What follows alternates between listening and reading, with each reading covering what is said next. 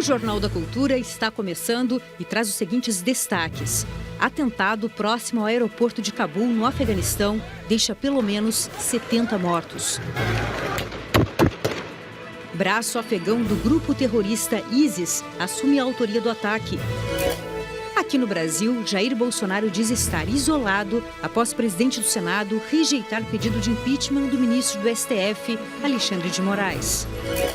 A maioria do STF mantém a lei de autonomia do Banco Central e Corte inicia julgamento de marco temporal na demarcação de terras indígenas. Pelo segundo dia seguido, o ministro da Economia minimiza aumento da conta de luz e diz que o valor irá aumentar mais. Nós temos que enfrentar, não adianta ficar sentado chorando. O preço do litro da gasolina passa de R$ 7,00 em alguns estados.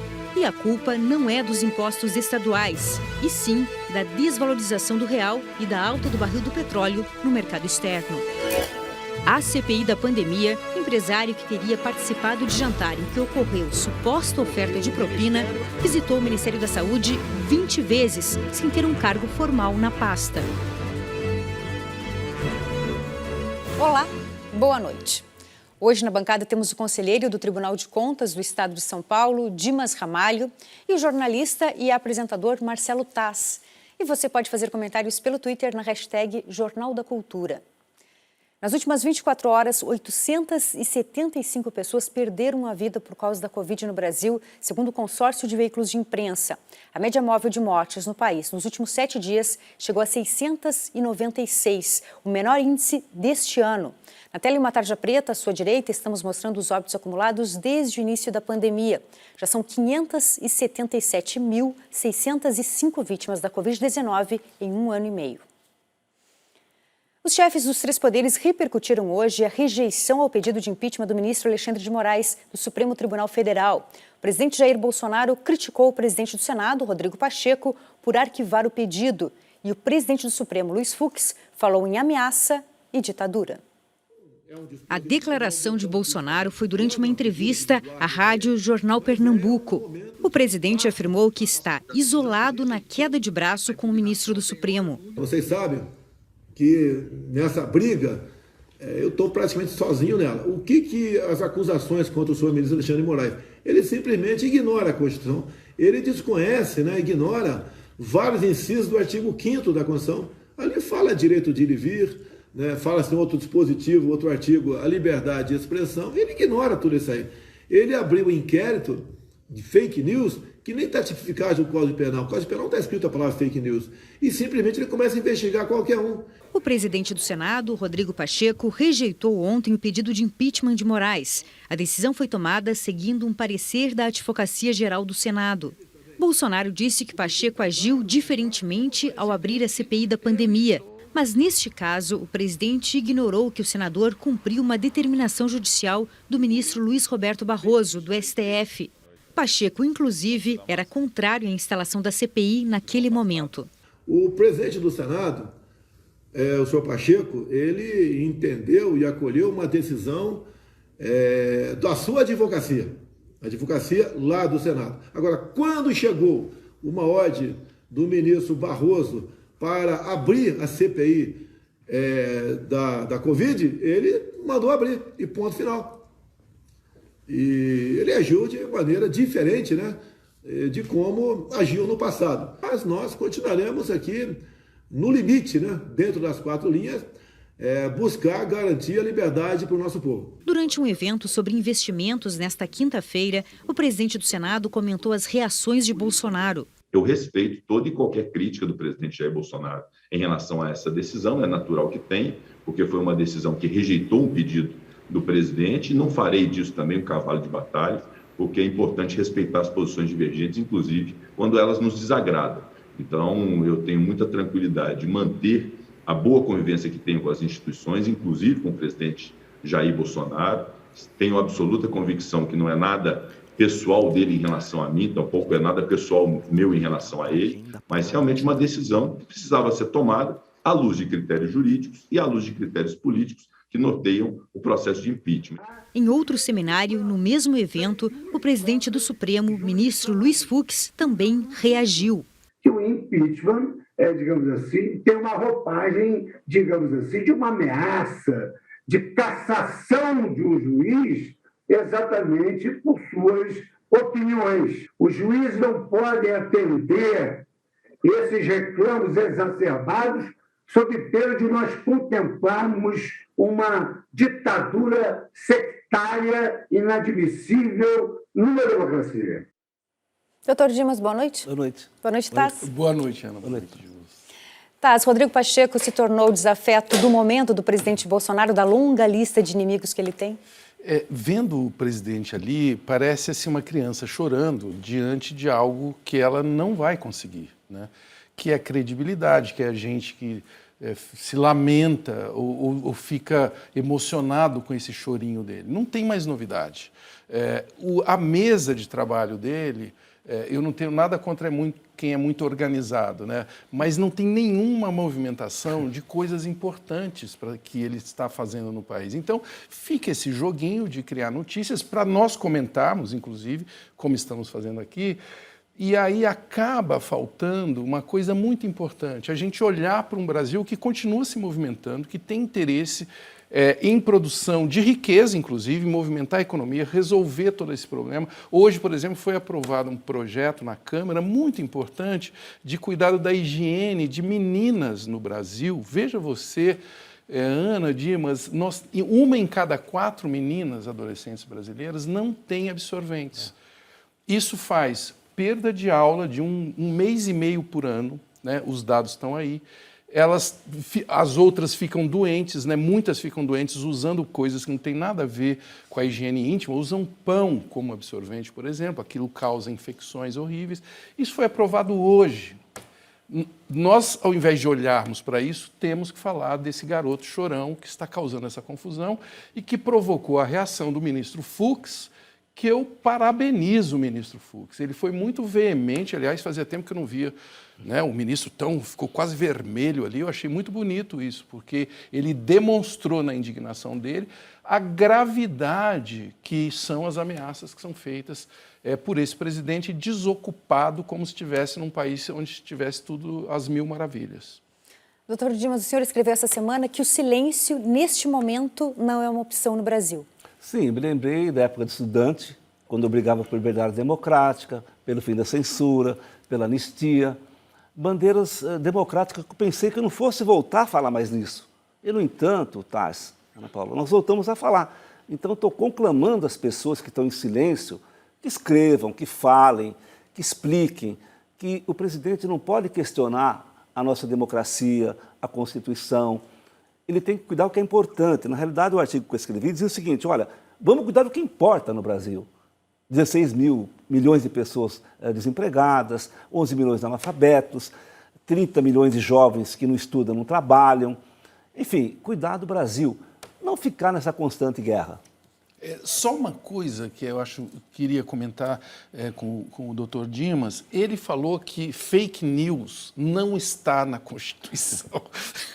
Claro que não, porque fake news é uma coisa que nasceu muito depois de 88. Agora, mentira, ameaça à saúde pública, está tudo na Constituição, está tudo tipificado. Então, ele está sendo acusado de coisas muito reais, que estão na Constituição. É bom que quem ainda apoia o Bolsonaro, e eu respeito, todo mundo, né, cada um, nós estamos numa democracia, sim, tem que apoiar esse governo, quem apoia, apoia, quem quer criticar outro e tal, está tudo certo. Agora, quem apoia esse governo tem que saber que ele mente muito, como acabou de mentir aqui no Jornal da Cultura, quando ele fala que fake news não está na Constituição, então não pode acusar dele. Claro que não está fake news, mas você mentir, você caluniar, você criar fatos que distorcem a realidade e prejudicar os outros, como ele fez constantemente nessa pandemia, por isso que ele está sendo processado.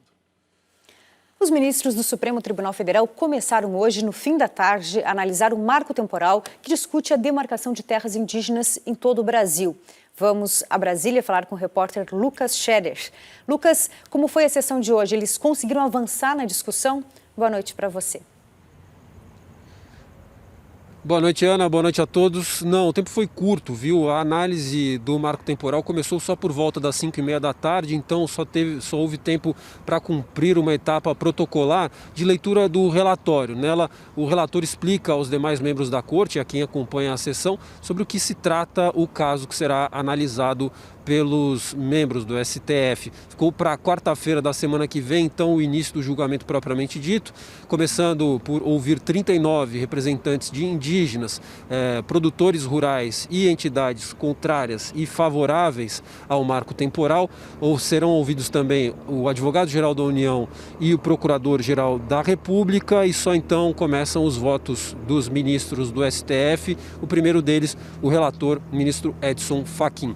Hoje foi dia de mais protestos aqui em Brasília. Milhares de indígenas voltaram a ocupar a esplanada dos ministérios e a Praça dos Três Poderes. A gente vai ver na reportagem. Desde sábado, cerca de 6.000 indígenas de 176 etnias de todo o país estão acampados na esplanada dos ministérios à espera do início da sessão no STF.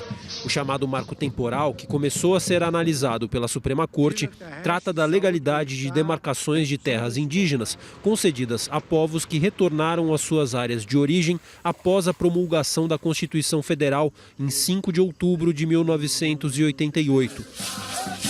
Lideranças indígenas dizem que é preciso considerar o histórico dos povos originários do Brasil, já que muitos foram expulsos de suas áreas antes da data limite, defendida por donos de terras e associações de produtores rurais.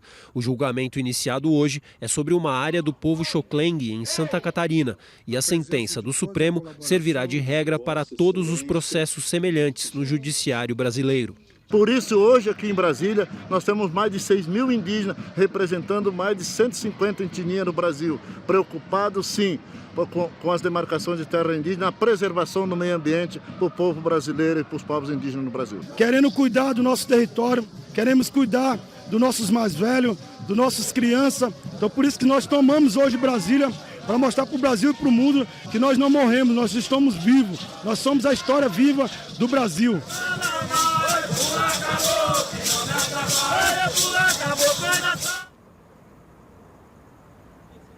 Mais cedo, o Supremo Tribunal Federal, por 8-2, considerou constitucional a lei aprovada pelo Congresso e sancionada pelo presidente da República, que dá autonomia ao Banco Central. Volto com você no estúdio, Ana. Uma boa noite.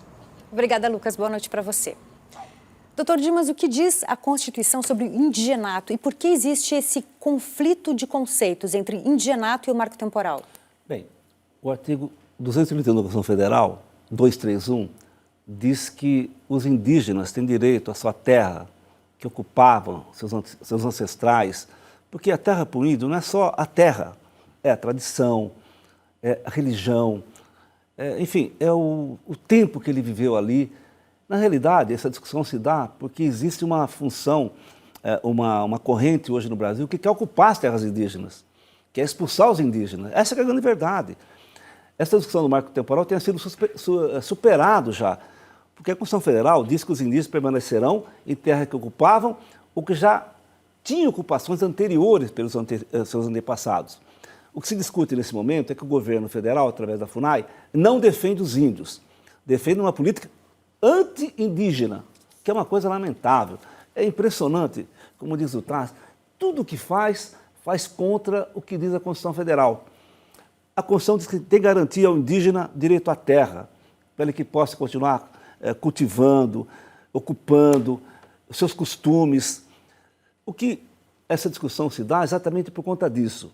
Eles querem expulsar os indígenas e ocupar as terras. Basicamente é isso. Para quê? Para fazer plantação irregular, para cortar madeira, e como se o indígena fosse cidadão de segunda categoria no Brasil. Essa que é a verdade. Concordo, o marco temporal é uma tentativa de usurpar o direito à terra dos povos originários, tá? E, infelizmente, nesse pacote, eles acabam conseguindo abrir caminhos para entrar em terras. Por que eles querem entrar em terras indígenas?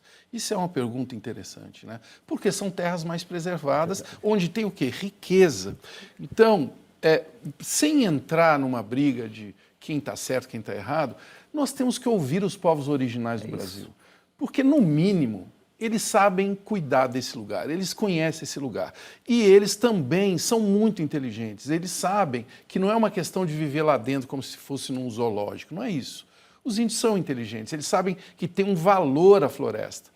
Eles sabem que o valor que está na floresta, em medicamento, em comida, que já está lá, inclusive, coisas que podem servir para cosmética, enfim, é uma bioeconomia riquíssima, que é muito maior do que aquelas invasões onde as pessoas entram numa ilusão. Eu já fui a garimpo, eu já fui em Serra Pelada no auge. É uma ilusão tremenda de pessoas que entram ali, acham pepitas e depois desaparece aquela riqueza. Então, eles olham para a história de uma maneira mais larga, os indígenas. Nós temos que aprender com eles, de cara aprender com eles, e conversar sobre essa situação. Eu tenho certeza que nós podemos aprender. E veja a seguir, empresário sem cargo no Ministério da Saúde visita o prédio da pasta mais de 20 vezes. E ainda, por que os ataques cibernéticos cresceram na pandemia? Resposta você confere em instantes.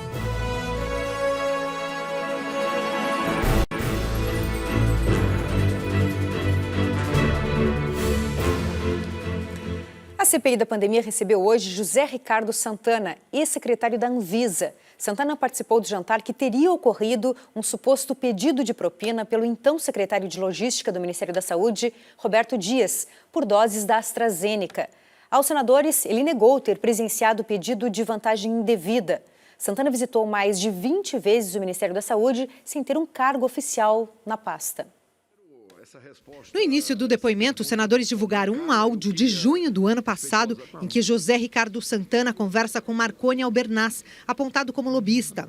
Nesse áudio, Santana fala de um plano de retomada da economia que seria apresentado para o governo federal com a médica Nise Yamaguchi, defensora do uso de remédios ineficazes contra o vírus. Eu passei boa parte do tempo com a doutora Nise Yamaguchi, inclusive cheguei em casa às 7 horas da manhã hoje, porque nós passamos a noite trabalhando num plano que é fruto, de visitas essa semana ao Ministério.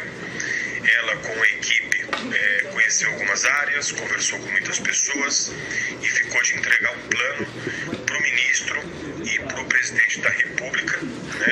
Santana disse que o plano não foi apresentado. Então, ele foi questionado sobre a relação com Nise Yamaguchi. E fui procurado por ela, por eu ter uma experiência na área da saúde, por eu ter uma experiência em promoção comercial, na área regulatória. Fui procurado por ela porque ela queria ter um entendimento da máquina do governo. E ela me procurou e me fez algumas indagações acerca do funcionamento da máquina pública. Sobre Marconi Albernaz, Ricardo Santana disse não se lembrar quando o conheceu, mas foi desmentido pelo relator, o senador Renan Calheiros. É um diálogo seu para o Marconi, que eu vou me permitir reproduzir, que diz o seguinte: Marconi, foi um prazer te conhecer hoje na casa da Karina. Aliás, ela me passou seu telefone. Obrigado pelo bate-papo agradável. Se eu puder te ajudar em algo, conte comigo. Boa noite. O nome mencionado é o de Karina Cufa, advogada do presidente Jair Bolsonaro. Santana admitiu conhecê-la, mas disse não se recordar quem estava no encontro na casa dela. Ele também relatou que pediu exoneração da Anvisa do cargo de secretário executivo de regulação de medicamentos em março do ano passado. Pouco depois, foi convidado para trabalhar informalmente no Ministério da Saúde, sem receber salário. O salário dele na Anvisa era de, me corrija se eu estiver errada, 35.617. Acho que ganha mais que senador, é isso? Bem mais. O Brasil está precisando de muitos brasileiros igual. O cara deixa de receber um salário para ir trabalhar no Ministério da Saúde para não receber nada. Santana foi convidado para atuar no Ministério por Roberto Dias, que na época era diretor de logística da pasta. Dias foi exonerado do cargo após ser acusado de pedir propina por doses da AstraZeneca num jantar que contou com a participação de Santana. Senador, eu não presenciei nenhum pedido de vantagem indevida. Durante o depoimento, Santana admitiu conhecer Francisco Maximiano, dono da Precisa Medicamentos, mas negou ter prestado serviços à empresa. Para os senadores, ele pode ser lobista da Precisa, intermediária do contrato da vacina indiana Covaxin com o Ministério da Saúde. Qual foi o seu papel na aquisição da Covaxin pelo governo federal? Por orientação do meu advogado, permanecerei em silêncio. Pela falta de respostas, José Ricardo Santana passou hoje para a condição de investigado pela comissão. Agora, os trabalhos serão retomados na terça-feira com Ivanildo Gonçalves da Silva, motoboy da VTC Log, empresa que atuou na logística do Ministério da Saúde. O Itamaraty atravessou o Ministério da Saúde no início deste ano numa tentativa de trazer 2 milhões de imunizantes da AstraZeneca da Índia. E a operação em busca dessas vacinas gerou prejuízo financeiro para a Fiocruz. As informações são da jornalista e comentarista do Jornal da Cultura, Patrícia Campos Melo. Segundo a reportagem publicada na Folha de São Paulo, após as tentativas frustradas de buscar 2 milhões de doses de vacina na Índia em janeiro deste ano, que geraram um prejuízo de $500 mil para a Fiocruz, o Itamaraty negociou secretamente com o governo indiano e conseguiu transportar as mesmas doses por $55 mil, cerca de 10% do valor pago pela fundação. Esses imunizantes chegaram no Brasil no dia 23 de fevereiro, mas as negociações para trazê-los começaram em janeiro, como explica Patrícia Campos Melo. Na época, o governador de São Paulo, João Dória, tinha anunciado que ia iniciar a vacinação em São Paulo com a Coronavac em 20 de janeiro. Aí houve uma pressão por parte do presidente Jair Bolsonaro para que eles conseguissem buscar as vacinas na Índia, que eram vacinas AstraZeneca, antes do início da vacinação em São Paulo, ou seja, antes do dia 20 de janeiro. Por um lado, você teve uma determinação para que a Fiocruz fizesse um fretamento e, por outro, eles também negociaram o avião da Azul. Bom, esses dois fretamentos acabaram virando um prejuízo, porque no caso da Fiocruz, eles fizeram um contrato, só que as vacinas não estavam prontas para serem entregues pelo governo da Índia. Então, eles perderam a data do contrato, esse contrato não tinha reembolso, eles perderam $500 mil, ou seja, mais de 2,5 milhões de reais. E no caso do voo da Azul, também, eles adesivaram o avião com o slogan do governo federal. Esse avião chegou a decolar de Viracopos, só que teve que parar em Recife, porque, de novo, o governo indiano já tinha avisado que eles não podiam garantir ainda a entrega das vacinas, né? Das vacinas que iam sair do Serum Institute, que eram vacinas da AstraZeneca. Por nota, a Fiocruz informou que todos os contratos de fretamento no mercado estabelecem pagamento adiantado e reserva prévia, sem possibilidade de reembolso. A Fundação também explicou que o fretamento contratado considerava toda a operação de logística, incluindo aluguel de equipamentos especiais para a manutenção de temperatura de carga durante o trajeto e a tramitação aduaneira. Tentamos contato com o Ministério da Saúde e com o Itamaraty, mas não tivemos respostas. Tass, esse episódio evidencia mais uma vez o nível de amadorismo do alto escalão do governo. Vai fazendo assim as coisas no atropelo. É incrível, né? E um desperdício, né? Numa hora que a gente não tem dinheiro, que estamos duro, todo mundo aí sabendo a dificuldade que é a vida e tal. $500 mil não é nada por uma coisa puramente... Tá? Se a gente quiser olhar para essa notícia com otimismo, é o seguinte, tem uma disputa política, então que bom, vamos tentar uma vacina antes. Não, é uma ignorância que tenta, assim, no tranco, no grito, pegar uma vacina na Índia que nem estava pronta. Agora, é importante ver um lado muito relevante dessa notícia. O Itamaraty. O Itamaraty mostra uma vitalidade, né? Mostra que o corpo do Itamaraty brasileiro tem essa tradição de pessoas muito capazes. Eles fizeram e mostraram na prática que com 10% do que ia se gastar, eles compraram essa vacina. Eles mostraram que é possível fazer as coisas como devem ser feitas. Então, palmas para o Itamaraty. Não sei se o que vai criar agora, porque nesse desgoverno, quando alguém é eficiente, talvez vai ser penalizado, né? Você não pode mostrar que gastando pouco a gente resolve as coisas, mas foi o que foi mostrado. Doutor Dimas, esse tipo de operação improvisada, com prejuízos para os cofres públicos, seria classificado de que forma, ou classificada de que forma pelo Tribunal de Contas da União? Bom, primeiro, é um desperdício de dinheiro público, tem que devolver para a União. Segundo, é um crime. Quem compra uma vacina com preço maior comete um crime. Mas eu queria falar daquele jantar, o jantar da propina, viu, Tassi? Engraçado, todos foram ao jantar, todos. Foi o Cabo de Minas, foi o Santana, não sei de onde. Só que todos sentaram, confraternizaram, beberam, comeram, e um não conhece o outro. Ninguém conhece ninguém. Você conhece ele? Não. Foi um jantar sem querer, querendo. E você? Não, eu passei por lá, sentei, tomei um chopp com ele, não ouvi nada. Meu Deus, esse jantar nunca vai acabar. Nunca. Vai acabar sim, com todos indiciados, respondendo por crime. Porque o jantar, eu vou dar o nome aqui, é o jantar da propina. Ninguém defendeu saúde pública lá.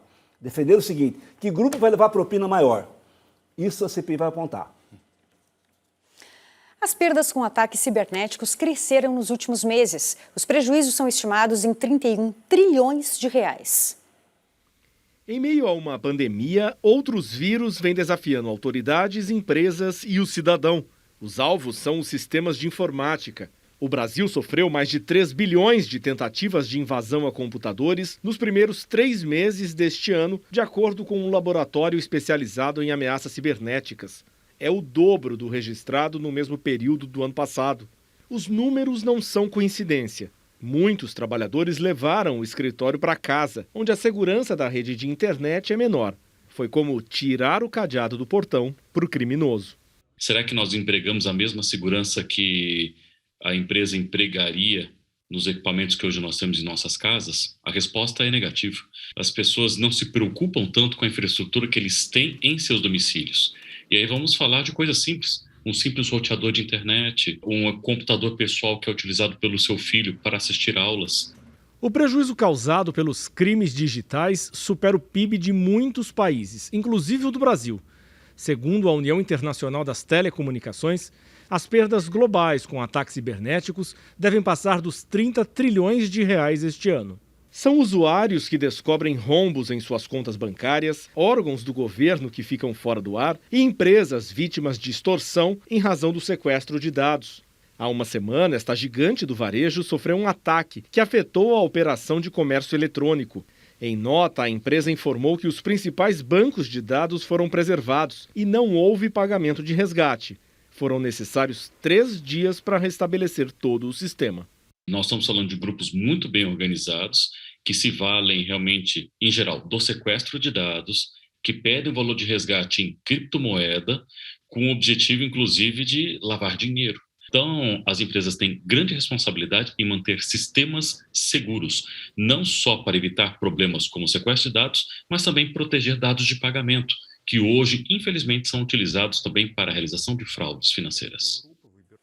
Tasso, o trabalho remoto facilitou o aumento desses ataques de hackers às empresas? Sem dúvida nenhuma. É só a gente pensar a segurança que existe quando você trabalha na empresa, que foi desenhada para cumprir aqueles protocolos todos, e de uma hora para outra, a gente lembra, né, faz 1 ano e pouco, mas a gente lembra, todo mundo saiu correndo de casa, e as empresas, por mais que elas tenham cuidado disso com cuidado, é óbvio que ficam portas abertas, né? Você não consegue ter em casa, com as pessoas trabalhando em casa, o mesmo nível de segurança na informação que circula dentro de uma rede fechada de uma empresa. Lá dentro tem os cofres com as senhas, lá dentro tem todos os nossos dados.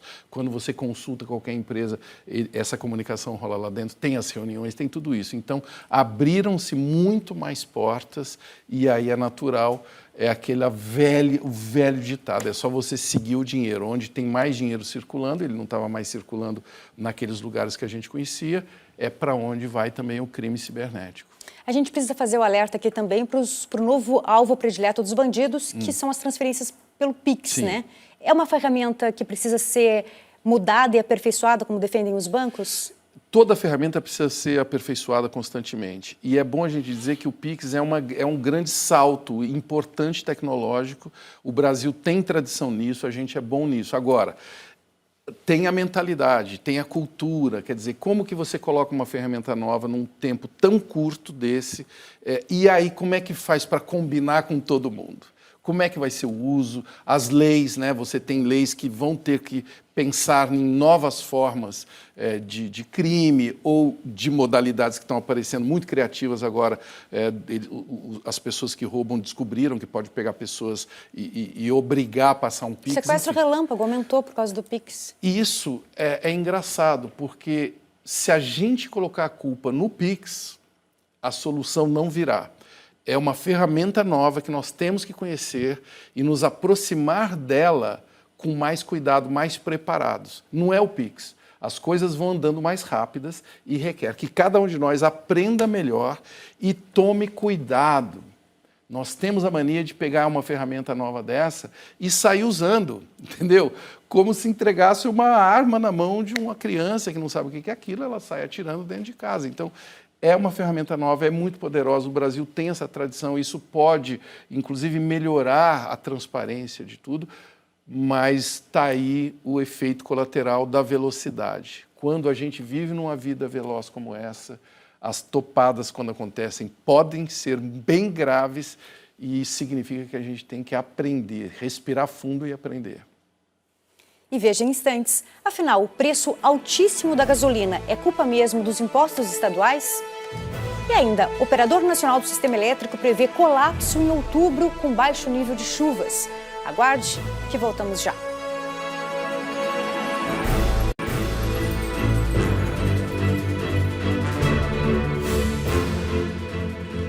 O presidente Jair Bolsonaro tem dito que a gasolina está cara por causa do ICMS, o Imposto sobre Circulação de Mercadorias e Serviços.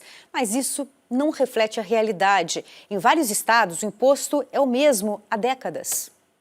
Passar por aqui para encher o tanque tem se tornado um martírio ultimamente. O preço está um absurdo, né? Tanto a gasolina quanto o diesel, para a gente que trabalha com isso, ele tá um absurdo. Tá bem difícil trabalhar assim. Tem motoristas fazendo malabarismo para não esvaziar a carteira. Tu aprende a trabalhar de forma mais econômica, com o andar do carro, tu anda num giro de motor baixo, tu desliga quando é possível. Depende do pé do motorista, né? Se o motorista acelerar, gasta. Se ele diminuir, economiza.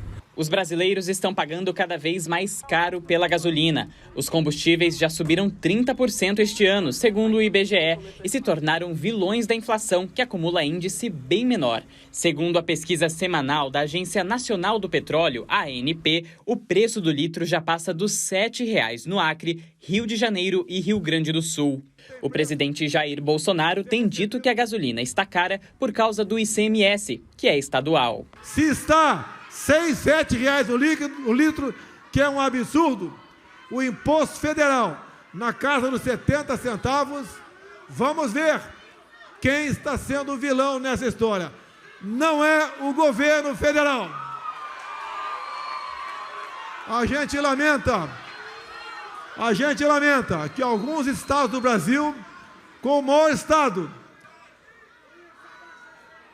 economicamente ativo, foi o estado que aumentou o ICMS em plena pandemia. Mas não é assim. As alíquotas do ICMS são definidas por cada uma das 27 unidades da federação. E em muitos estados, o percentual desse imposto não sobe há décadas. O que o presidente da República está fazendo é uma cortina de fumaça, atribuindo aos governadores a culpa pela variação do preço do combustível, assim como ele fez também com a crise da Covid. Veja que esse percentual do ICMS, ele é desde sempre, nem por isso nós tivemos uma variação do preço dos combustíveis dessa natureza. O governador de São Paulo, João Dória, publicou em sua rede social a evolução do preço da gasolina desde 2015, com base na ANP, e disse que durante todo esse tempo o imposto não mudou, 25%. Em Santa Catarina, o ICMS é igual ao de São Paulo desde 1988. No Acre, não varia desde 2004. Na Bahia, pelo menos desde 2015. E em Goiânia, desde 2016. São várias causas, né? Mas as duas principais têm a ver com a desvalorização da nossa moeda. Olha quanto o real valia em comparação ao dólar há 5 anos atrás. Olha em que pé nós chegamos hoje. Um dólar encostando aí em 5,40, né? Como a gente importa muita gasolina, né? A gente não tem refinaria suficiente para atender ao nosso mercado, isso também nos expõe. Um outro ponto é o preço do barril do petróleo. Ele atualmente segue em aceleração, até porque o mundo está ensaiando a volta à normalidade. E com a inflação, com a gasolina mais cara, quer dizer, a inflação atinge a todos da mesma forma, atinge ricos e pobres, todas as faixas de renda. Virou uma inflação democrática. Sim, virou inflação democrática, mas é evidente que atinge fortemente quem já não tem emprego, quem já tem dificuldade de se locomover, quem sofre com a pandemia. Mas eu queria voltar, Ana Paula, se me permite, o presidente fala muito de fake news, viu, Tassi? Muito fake news. Para quem tem dúvida do que é fake news, a afirmação dele em relação ao aumento do combustível é uma fake news. O que ele falou? O combustível é alto porque os estados aumentaram o ICMS. É mentira. Infelizmente, isso é uma típica fake news. Então, quando ele fala de fake news, ele tem que dar um exemplo. Ele realmente tem sido uma fake news ambulante, criando fantasmas, versões, narrativas, e não enfrenta a questão principal, que é a fome e a inflação, que está atingindo a todos, de maneira democrática, mas, evidentemente, mais fortemente quem vive em periferias, hipossuficientes, desempregados e que necessitam políticas sérias do governo e não ficar chamando para o debate, criando crise, falando mal do Senado, brigando com a Câmara, falando com o Supremo.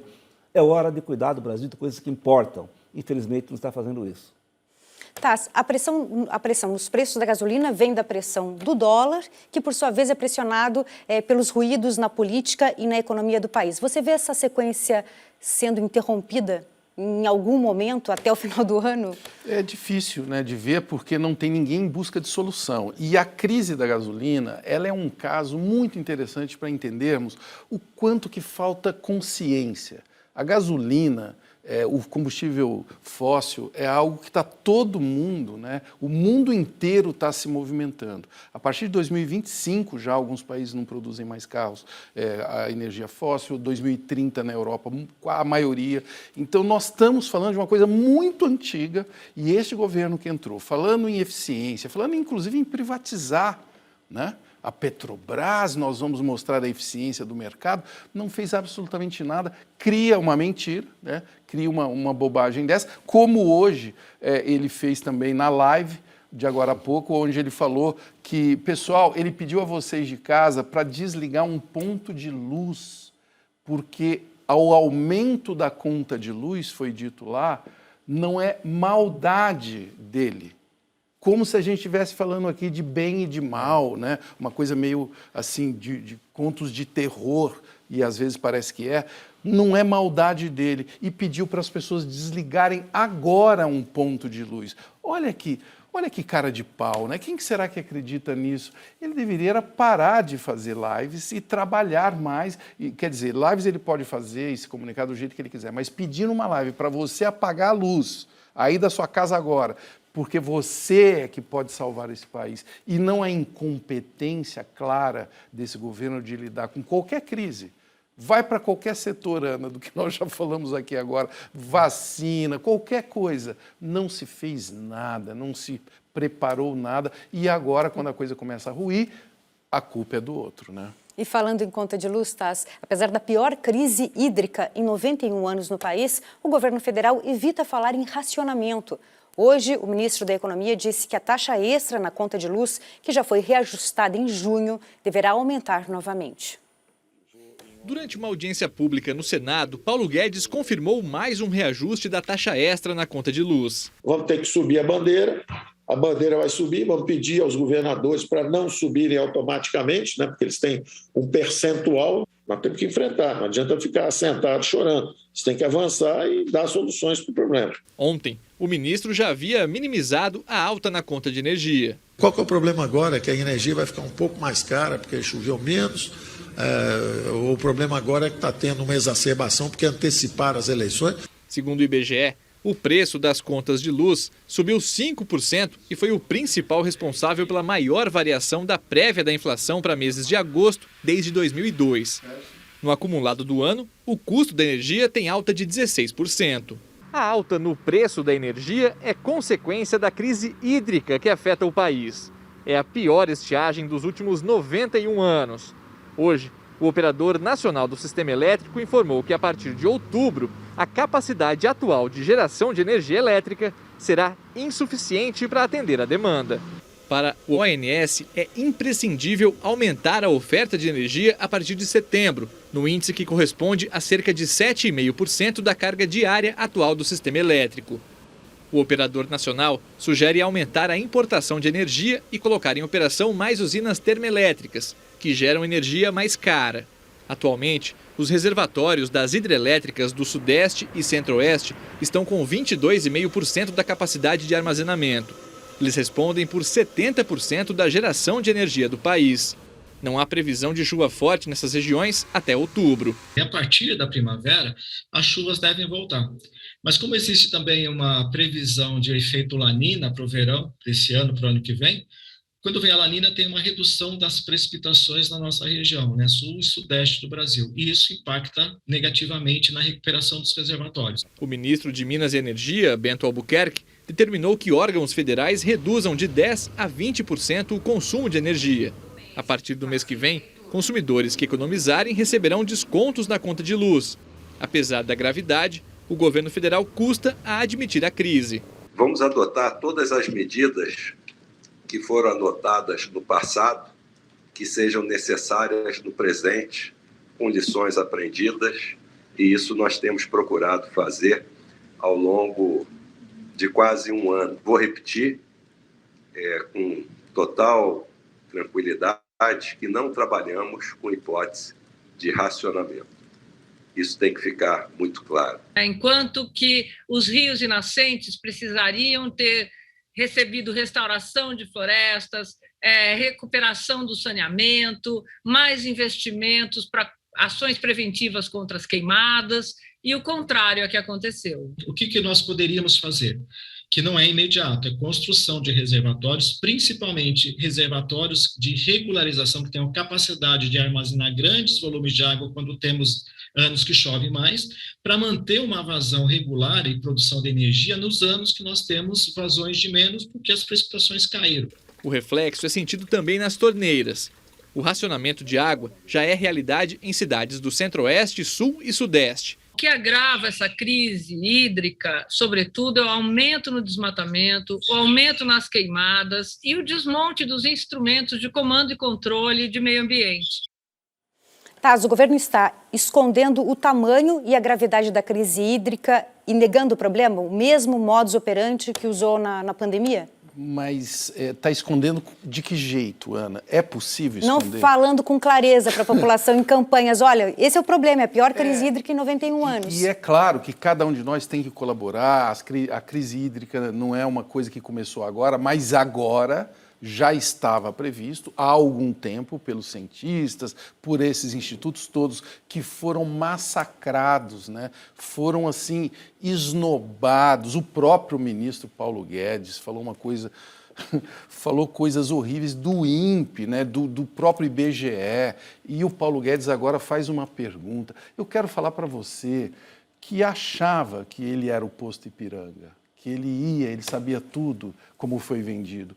A frase dele hoje, poxa, só vai aumentar a energia elétrica e isto é um problema a energia elétrica ficar mais cara, é o que ele nos disse hoje. Ele é o ministro da economia, da coisa toda. Um cara que fala uma coisa dessa, para quem está aí, né, já com o dinheiro bastante enxuto, muito desemprego, com toda essa dificuldade. Um cara que fala uma frase dessa, para quem produz, que tem uma folha de pagamento de energia, para escolas. Eu conheço muitas escolas nessa pandemia que têm contas altíssimas de energia elétrica. Como que essas escolas vão se virar nessa mudança de modelo que nós estamos vivendo, de ensino remoto? Muita gente, infelizmente, inclusive, se evadindo do ensino público. As escolas estão tendo que se reinventar. Um cara que a gente tinha a expectativa de ser alguém dentro dessa nave desgovernada, que tivesse alguma lucidez, faz essa colocação, né, o ministro Paulo Guedes. Mais uma para a biografia dele, que parece que está cada vez com chance de ficar pior. O senhor consegue explicar a tamanha desconexão do ministro Paulo Guedes com a realidade, doutor Dimas? O ministro Paulo Guedes ele é um comentarista da cena política. Parece que ele não faz parte do governo. Numa economia com dificuldade, a pessoa que aparece, que fala, é o ministro da Economia. Ele só fala coisas que trazem mais intranquilidade, só platitudes. Não tem um plano, não formula uma política econômica para o nosso país, não aponta a direção e fala essas coisas que não deixam apavorados. O que tem subir o gás? O que tem subir a passagem? Filho do empregado doméstico viaja muito. Bom, enfim, tem uma coleção que o Sérgio Porto, né, se tivesse o bebê a pá, teria 4 volumes. Mas o que é a coisa mais grave, que eu quero alertar aqui, qualquer governo, esse em especial, quando fala que não vai ter crise, eu vou falar, é porque vai ter crise. Com certeza, pode esperar. E veja a seguir, ataque terrorista deixa mais de 70 mortos em Cabul, no Afeganistão. E ainda, o presidente dos Estados Unidos diz que o país não será intimidado por terroristas do grupo ISIS. Nós voltamos em instantes.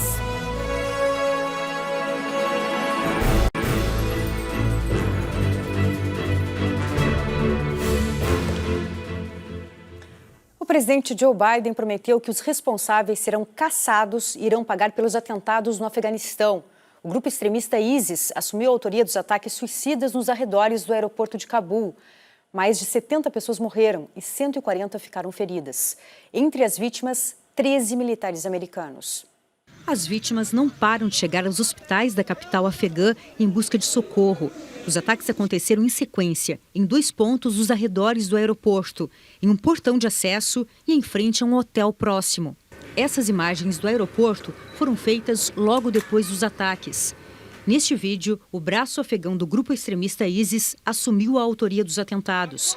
Os homens-bomba se infiltraram na multidão que se aglomera há dias na espera de sair do país e detonaram os explosivos. Eles tiveram o apoio de um grupo de atiradores que disparou em seguida contra os civis afegãos e os soldados americanos. O grupo terrorista é um inimigo que o Talibã e a Casa Branca têm em comum. Já promoveu diversos atentados durante os 20 anos da ocupação americana. Os talibãs condenaram o ato e afirmaram que aconteceu em uma área em que a segurança está sob responsabilidade das tropas americanas. Para o Pentágono, foi um ataque complexo e a ameaça continua ativa. As forças militares americanas não sofriam baixas em solo afegão desde fevereiro do ano passado. Dia difícil, lamentou o presidente Joe Biden. Ele cancelou a agenda do dia para se concentrar na situação afegã. Durante o pronunciamento, pediu silêncio pelas vítimas.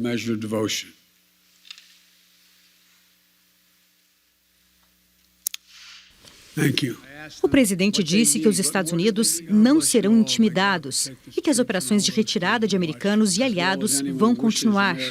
E deu o recado ao ISIS: não vamos perdoar, não vamos esquecer, vamos caçar vocês e fazer com que paguem. Aqui no Brasil, a Associação dos Juízes Federais enviou um ofício ao Itamaraty. A AJUF pede o visto humanitário às juízas afegãs. De acordo com a entidade, cerca de 270 magistradas que ainda estão no país correm risco. Elas correm risco não apenas pelo fato de terem exercido a atividade jurisdicional, quer dizer, elas julgaram no período dos últimos anos e são magistradas mulheres. E que por essa condição, agora com a reassunção do governo pelo regime talibã, com a retomada do país, elas passam a estar numa situação especialmente vulnerável. Vários países europeus concluíram os trabalhos de retirada do Afeganistão, entre eles a Alemanha. Os atentados de Cabul foram condenados pela chanceler Angela Merkel. Veja na reportagem de Cristiane Ramalho, correspondente da Deutsche Welle, nossa parceira na Alemanha. Pouco depois do atentado em Cabul, a ministra da Defesa, Annegret Kramp-Karrenbauer, confirmou que todos os soldados integrantes do Ministério do Exterior já foram retirados de Cabul e estão em segurança, e que não há soldados alemães entre as vítimas. Para a ministra, o ataque desta quinta-feira mostrou que a continuidade da operação de resgate feita pela Alemanha não seria possível. Num curto pronunciamento, a chanceler federal Angela Merkel condenou o ataque, dizendo que os terroristas atingiram pessoas que queriam segurança e liberdade e que os que foram deixados para trás não serão esquecidos. A partir de agora, a Alemanha deve investir em esforços diplomáticos e buscar negociar com líderes dos talibãs para tentar resgatar forças locais que ajudaram nas missões militares e humanitárias. Depois que os Estados Unidos anunciaram que iriam concluir o seu plano de evacuação no dia 31 de agosto, Merkel já havia admitido que sem a presença das tropas americanas seria impossível continuar com os resgates. O Ministério da Defesa alemão já havia confirmado que a segurança no aeroporto de Cabul havia se deteriorado e que a ameaça de um ataque terrorista era cada vez mais concreta, seguindo alertas feitos pelos Estados Unidos.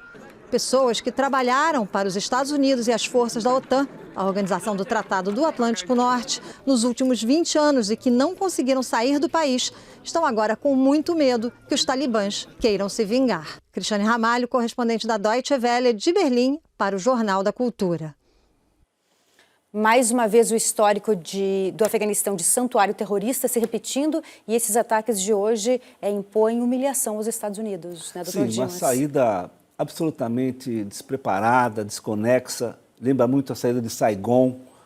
Por mais que o presidente Biden fale hoje que vai perseguir, a grande verdade é que ele está no pior momento da sua administração, está sendo humilhado pelo Talibã e pelo Estado Islâmico. Ambos grupos têm uma divergência histórica, pertencem à mesma corrente sunita do islamismo, só que ISIS acha que o Talibã é muito moderado na aplicação da Sharia e quer mais radicalização. Isso possibilitará ao Talibã, com o apoio da Rússia e da China, dar uma equilibrada. Mas o grande perdedor disso tudo, além do povo afegão, evidentemente, é, sem dúvida alguma, os Estados Unidos e o presidente Joe Biden. Taz, e foi usando as redes sociais que o Talibã se reorganizou nesses 20 anos da ocupação americana. Usaram as redes sociais, as mídias digitais, como arma de propaganda. Porque justamente são os 20 anos, né? Onde toda essa revolução digital exponencializou. Todos nós, quer dizer, quem tem alguma idade ou quem já nasceu no meio dela já se acostumou, mas nesses 20 anos houve tudo isso. E tem um número que eu acho que deixa evidente o comentário do Dimas quando ele fala que a saída é desastrada. Os Estados Unidos ocupou há 20 anos, é uma tragédia humanitária em múltiplas dimensões, começando pelas mulheres afegãs, que são as vítimas dessa tragédia toda, e o povo afegão e tudo mais, mas tem múltiplas direções. Então, 20 anos, a revista Forbes fez um cálculo, 300 milhões de dólares por dia os Estados Unidos botou lá. Você imagina o que é isso? Você imagina o que significa de recurso isso?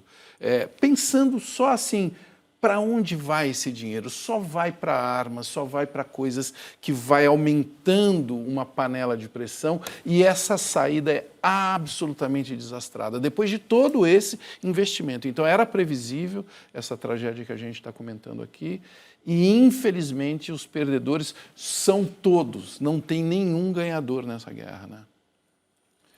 Agradecemos a presença do conselheiro do Tribunal de Contas do Estado de São Paulo, Dimas Ramalho, e do jornalista e apresentador Marcelo Taz. Muito obrigada, senhores Taz. Boa noite. Doutor Dimas, boa noite. E nós terminamos esta edição lembrando que hoje é o Dia Internacional da Ação pela Igualdade da Mulher. A data foi criada nos Estados Unidos para comemorar a aprovação da 19ª emenda da Constituição Americana, que concedeu às mulheres o direito ao voto. 101 anos se passaram e a luta das mulheres continua no mundo todo. Assistimos neste momento, inclusive, o retrocesso do direito conquistado a duras penas pelas mulheres afegãs. Muito obrigada pela companhia e uma boa noite.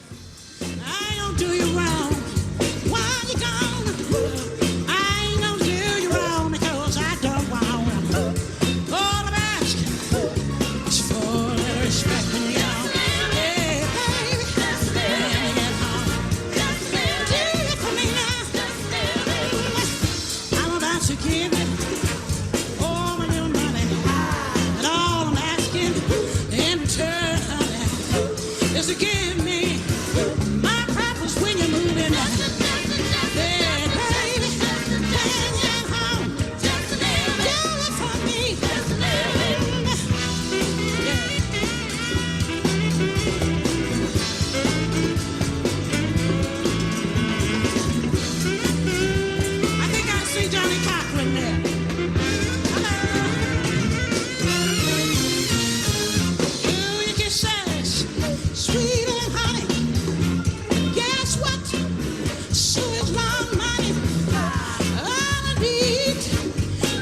to lose track of the